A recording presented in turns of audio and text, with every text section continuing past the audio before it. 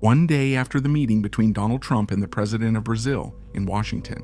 The United States Southern Command launched a large-scale offensive against a vessel that was traveling along routes known for narcotics trafficking in the Eastern Pacific.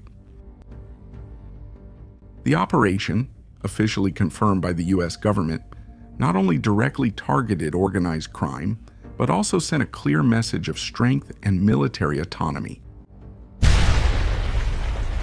The attack had immediate political repercussions, as it showed that the United States is willing to act unilaterally to break the grip of drug trafficking and send a strong message to the world.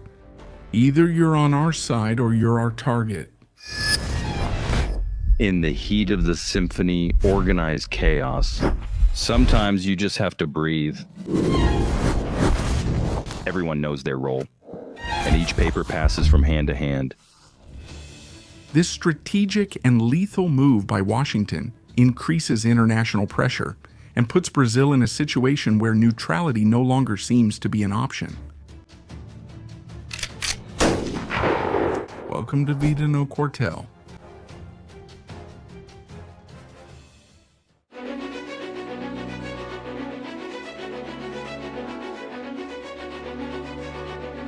The advance of the Southern Command with new maritime attacks against the cartels made it clear that the Shield of the Americas follows a checkmate logic, where there is no room for dialogue before suppression.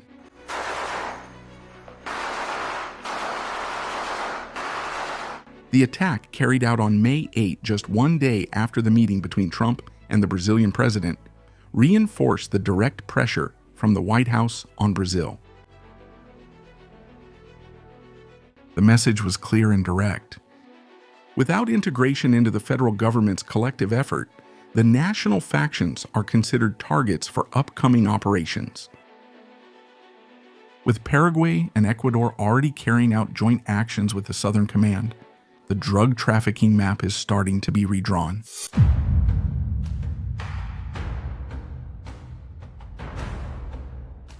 Many traffickers are migrating to Brazil, Colombia, and Venezuela as they find in these countries a favorable environment to hide and continue their criminal activities. This movement makes the borders more vulnerable and increases the risk that Brazil will become one of the main refugees for regional criminal networks. Despite the daily sacrifice of local police forces in trying to curb the advance of these organizations, the United States sees a lack of real commitment from the current Brazilian government. Factions like PCC and Comando Vermelho continue to expand and strengthen their transnational exports of illegal goods, consolidating themselves as central players in the global crime market. And today it is closely linked to illegal transfer of funds abroad and money laundering, because drugs have taken over the world and generate, first of all, very quick profits and very large profits.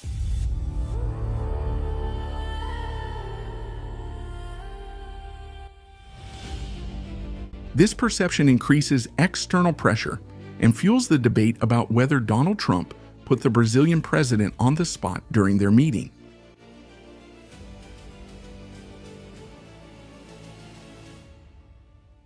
Support from the United States would have a profound impact on retaking territories dominated by factions in Brazil.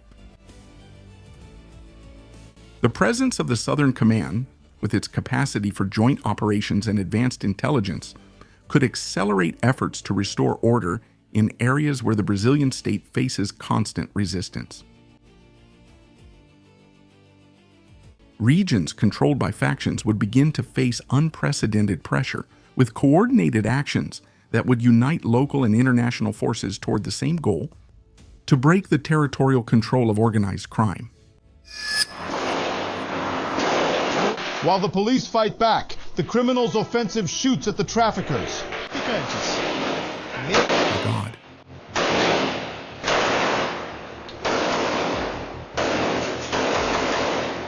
The civil and military police, who face heavily armed criminals every day and often without proper support from the state, would benefit directly. In several states, such as Rio de Janeiro, Ceará, and Bahia, the shortage of weapons, vehicles, and resources limits the response capacity. The American support, with robust logistics and state-of-the-art equipment, would represent a radical change in this scenario, allowing the police forces to operate in coordination and with greater power to confront crime.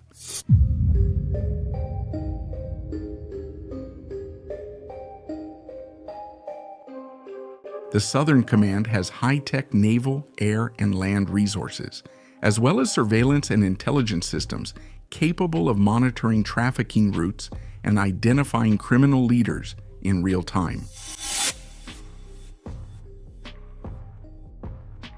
This structure, used together with Brazilian forces, could enable surgical operations to capture faction leaders, dismantle transnational networks, and re-establish the authority of the state in critical areas.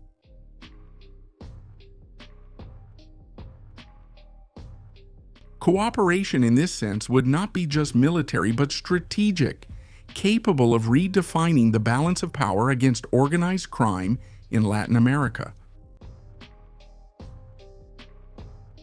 The political pressure after the meeting between the Brazilian leader and Donald Trump became even stronger, with the real possibility of seeing American forces attacking vessels linked to trafficking on the Brazilian coast itself.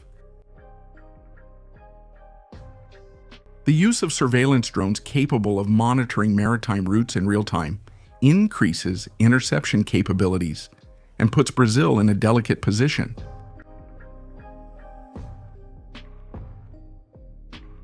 Either it joins the international effort, or its waters will be patrolled by external forces. This scenario is not just a hypothesis, but a strategy already applied in other regions, where the United States acts directly to stifle drug trafficking.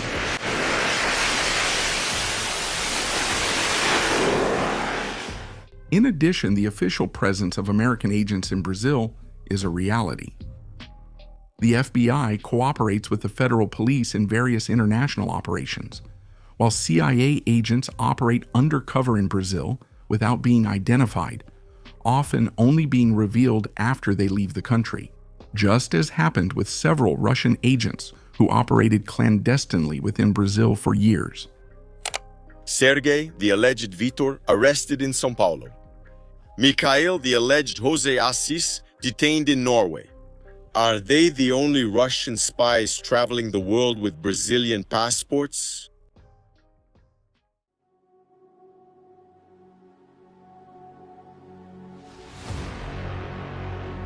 This shows that the United States maintains a global network for gathering strategic information, putting Washington at the forefront of its interests.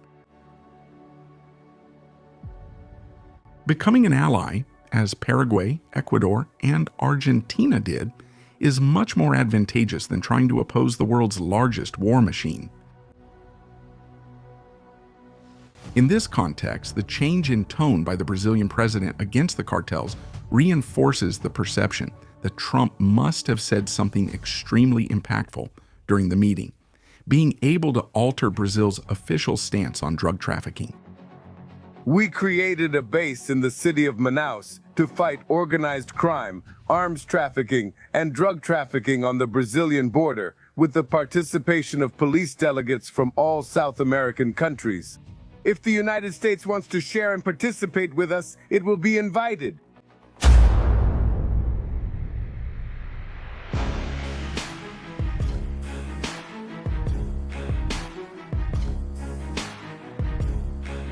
Write in the comments what Donald Trump might have whispered in the ear of the current Brazilian president.